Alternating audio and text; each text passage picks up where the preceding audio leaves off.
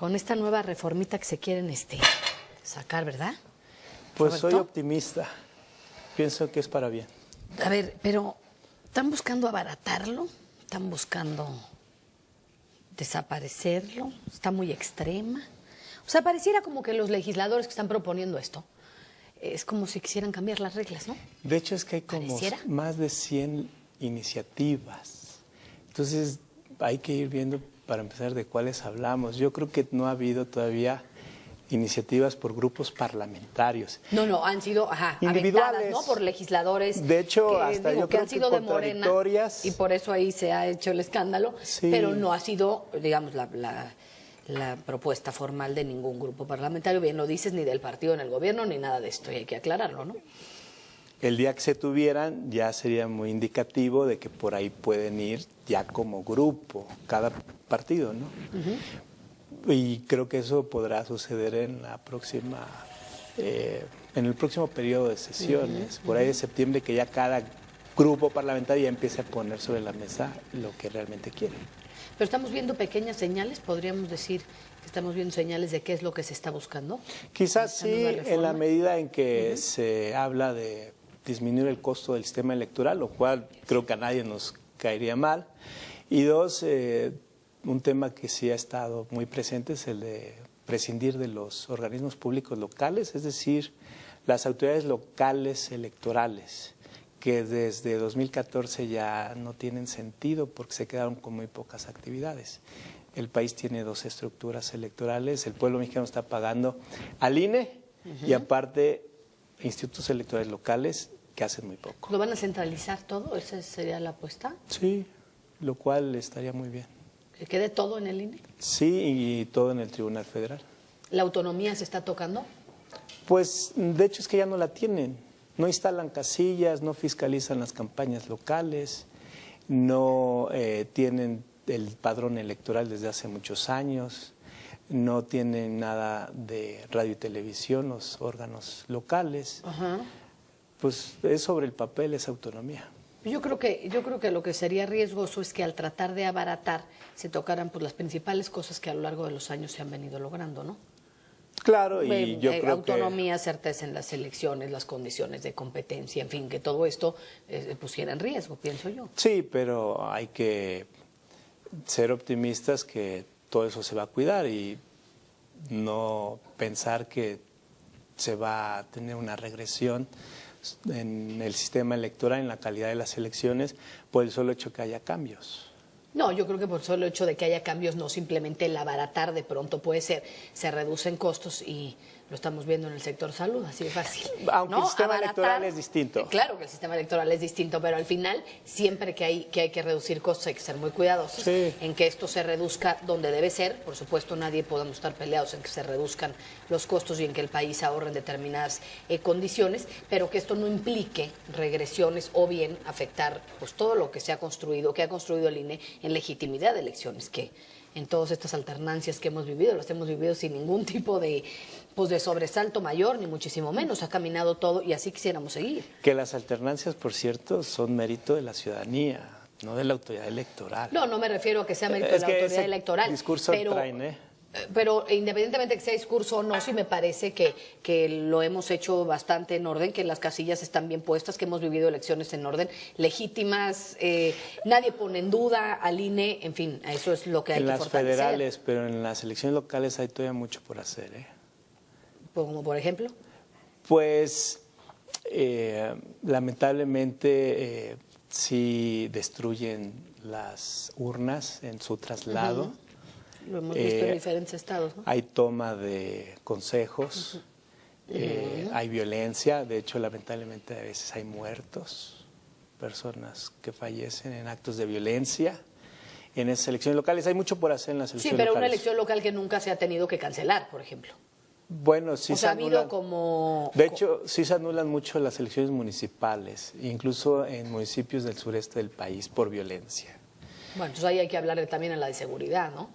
Son fenómenos que hay que ir cuidando también. Es un poco de todo, es una combinación de todo. Sí. Bueno, ¿cuál sería la reforma entonces deseable?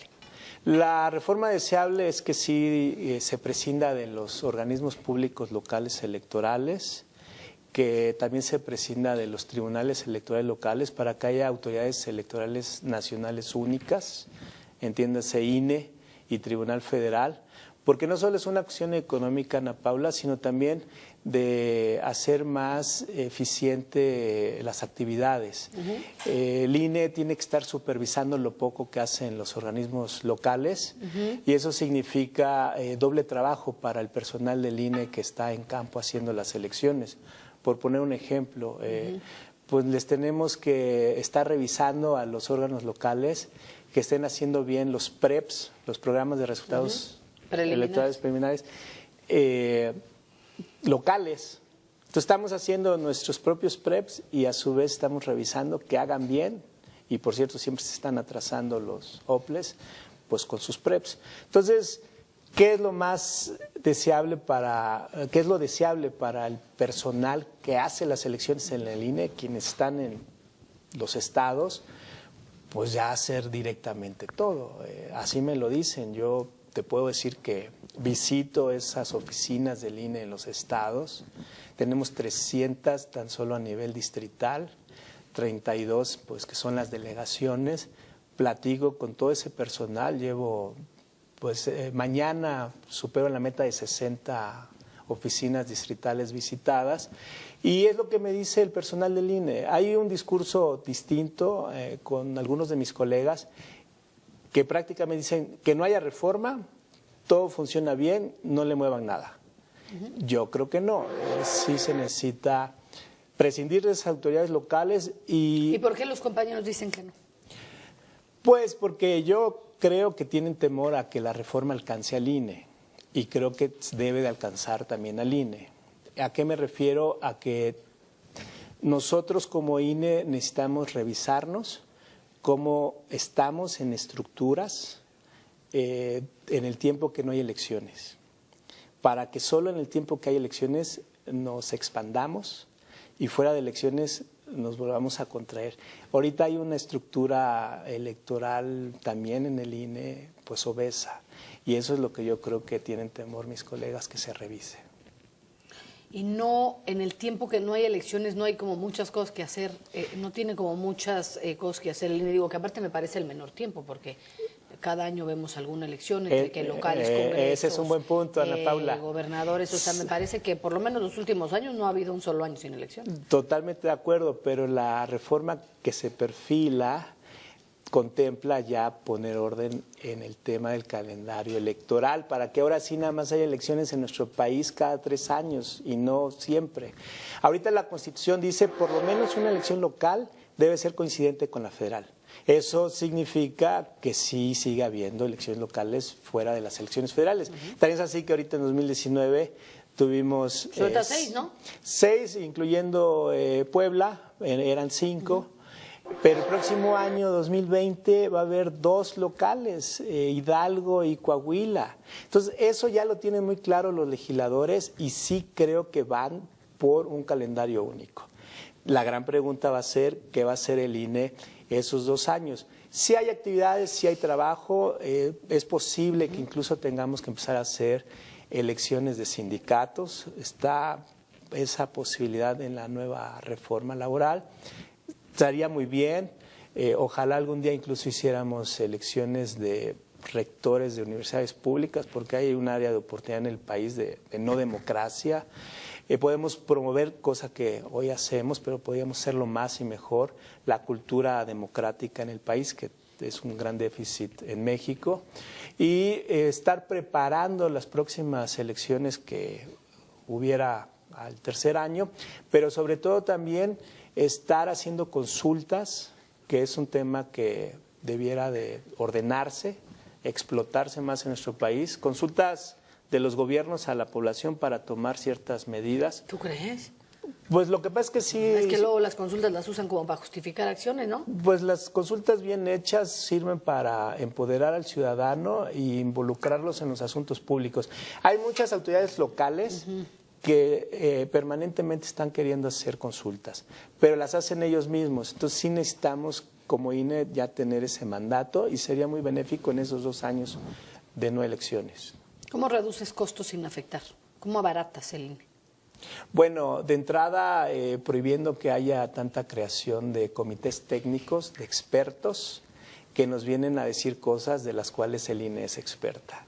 Imagínate que hicimos el año pasado una consulta infantil y juvenil, muchos la ubican, y se contrata un comité técnico de expertos para que nos ayuden a hacer las preguntas. Tenemos una área de cultura cívica o de educación cívica, de ahí podían haber surgido las preguntas. Entonces, la muestra de las casillas que se obtienen para hacer los conteos rápidos, es decir, los resultados probabilísticos de alguna gubernatura o de la presidencia, que son los resultados que salen a decir antes de las 11 de la noche, pues también se contrata a un grupo de expertos y pues tenemos estadísticos, personal muy capaz en el propio INE que puede hacer esa muestra de casillas para hacer un probable resultado. Entonces, sí hay áreas de oportunidad, Ana Paula, tan solo en el tema de contrataciones de externos. ¿Y ya? ¿Ahí es donde podemos abaratar? No, por supuesto que la reforma electoral también tendría que revisar cómo estamos organizando hoy las elecciones. Hay mucha documentación que se mete al paquete electoral, es decir, en la casilla llegan muchos documentos, tiene que simplificarse todo eso, imprimir menos documentos. Incluso ya he escuchado a partidos políticos decir que ya no debería de imprimirse listas nominales para cada uno de ellos. Cuando están en las casillas los representantes de los partidos, no sé si recuerdas, cada uno para ver quién está llegando a votar. Es demasiado gasto, hay partidos que ya ni siquiera quieren que se les dé la lista nominal, porque si no la devuelven son sanciones, porque hay datos personales ahí. Entonces, ese tipo de procesos que están regulados en la ley se pueden ir eliminando y ya tener menos impresión de documentos, que abarataría mucho el costo, sin duda. Porque tienen actividades muy costosas, me explicó, o sea que en una elección, como lo hemos venido platicando, independientemente de que no haya federales, ha habido elecciones todo el año, pues todo lo que implica capacitación de los funcionarios de casilla, el traslado, la impresión, todo eso son actividades caras donde resulta difícil abaratar al INE sin afectar, eso es a lo que me refería yo, ¿no? Si hay cambios en la ley, podría empezarse a impactar en todo lo que tú mencionas, a tal grado de tener que contratar incluso menos personal durante los procesos electorales. Nosotros sí contratamos un ejército de personas que salen a campo, a la calle, puerta por puerta. Exacto. Pero hay ya estudios que nos indican que podría contratarse un poquito menos de personal si agrupamos casillas, que es lo que en otros países se llama centros de votación. Nosotros tenemos que estar instalando pues el año pasado alrededor de 157,000 casillas. Si hiciéramos centros de votación, en pocas palabras, si agrupáramos en ciertos lugares casillas, podríamos adaptar también cosas, pero eso tendría que venir de la ley. De ahí que mi insistencia es que sí es necesaria una reforma para que se revisen todo ese tipo de temas. Y que queden claros, bueno, pues siempre mejorar o que los sistemas de partidos, los sistemas electorales, pues mejoren, pues por supuesto que siempre es deseable, ¿no? No más que mejoren, vayamos para adelante y no para atrás. Sí, sin duda, se puede ir mucho para adelante, se tiene que pues revisar que hoy tenemos dos procesos simultáneos que son pues obsoletos.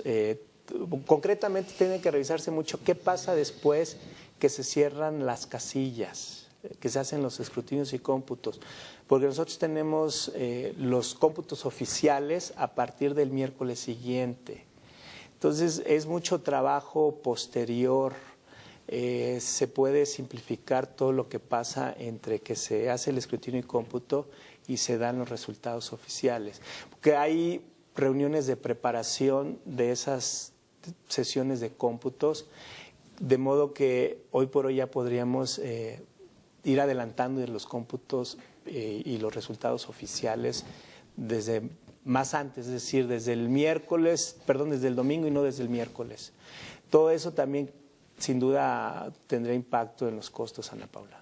Roberto, pues muchísimas gracias.